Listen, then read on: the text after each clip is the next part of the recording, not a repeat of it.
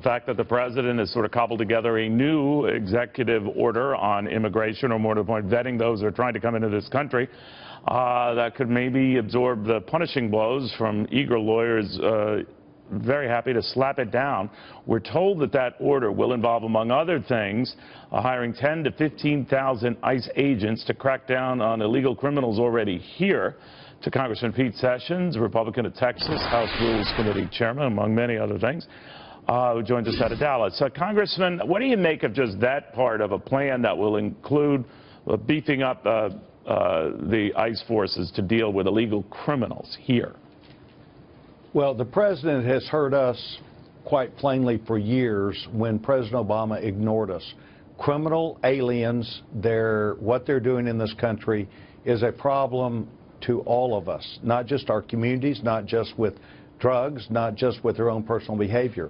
I think the president, when he comes to Congress on February the 28th, prime time, a conversation with not only Congress but the American people, will highlight and tell the story about why we are doing what we're doing. This is more than a campaign promise. This is a needed, necessary step that Congress has been seeking and asking for a number of years to address the issue. It is my hope, even though I've not seen even the preliminary draft, although I've heard certain things, that it will address the problem. And I think that the American people will be pleased and proud that we finally have a president that can say the things that need to be said and address the issue. Congress will be there to back this up.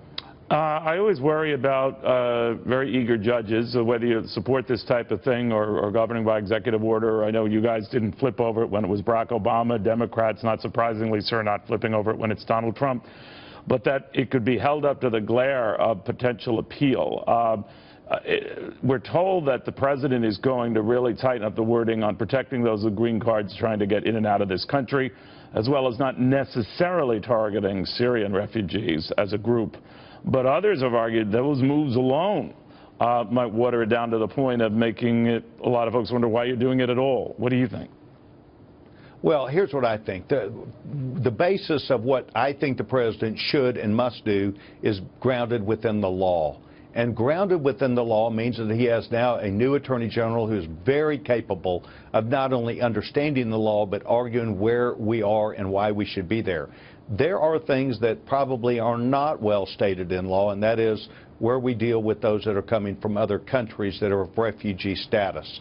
That might be where if I were the president, I would engage Congress and draw a quick box around that about why we need what we need. As you remember years ago, we said that vetting must take place to certify people who come in the country.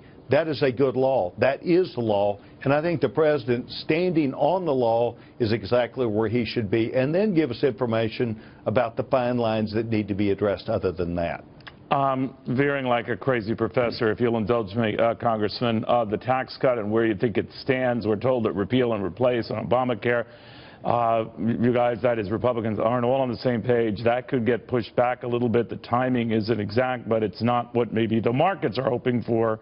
And the markets, as you know, sir, seem to be very eager for big tax cuts. Are they still coming?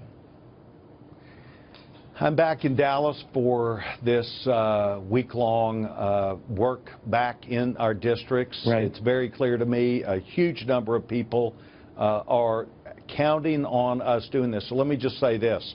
I said to a group of people last week when asked, when are we going to do Obamacare? I said, it will either be this year or 40 years from now when we gain back the majority.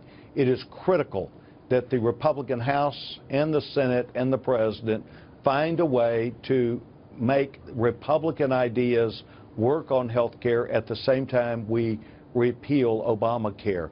It is possible that we have better plans. It's going to require us to coalesce around those, and that is what our task is. That's very well put, Congressman. Thank you very much. You bet.